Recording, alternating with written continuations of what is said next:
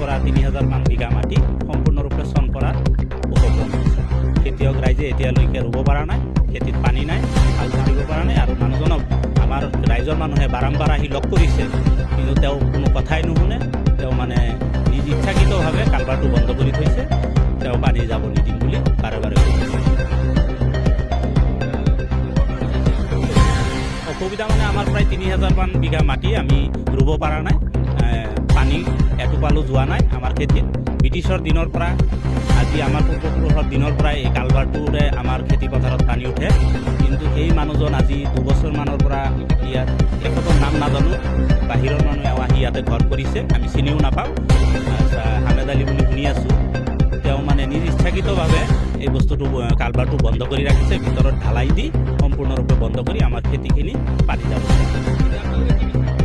আমি বিচাৰোঁ এই কালভাৰটো উঠাই বিভাগে যাতে নতুন এটা কালভাৰ দি অনতিপলমে আমাৰ খেতিত পানীৰ যোগান ধৰে, সেইটোৱে আমি ৰাইজে বিচাৰিছোঁ। নহ'লে আমি ভীষণ সমস্যাত ভৱিষ্যতে।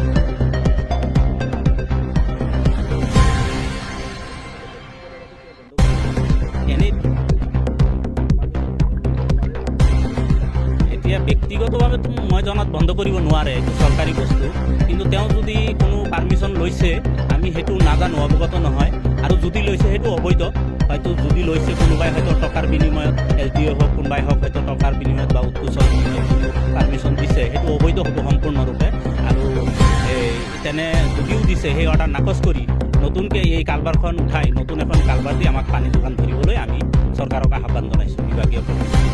আমাৰ সমস্যা এনেকুৱা এই বয়সত আমি পোৱা নাই। আজি 3 দিন 4 দিন হ'ল এই কালভাৰৰ ওচৰত আহি আছোঁ আৰু গৈ আছোঁ। আমাৰ এই পথাৰত পানী যোৱাই নাই। কালভাৰটো এজন ব্যক্তিগত মানুহে এই ডালাই দি পেলাই বন্ধ কৰি দিছে, পানী নাযায় ইফালে। তেওঁৰ কি অসুবিধা আমি ক'ব নোৱাৰোঁ। কিন্তু আগৰ পৰা পানীটো চলি আছিল। আজি 2 বছৰে হ'ল খেলি মেলি। আমাৰ প্ৰায় 2000-3000 বিঘা মাটি একদম হাহাকাৰ লাগি গৈছে। আজি 3-4 দিন ধৰি আমি আহি আছোঁ, গৈ আছোঁ, চাই আছোঁ, মানে কোনো পদ্ধতিয়ে মানে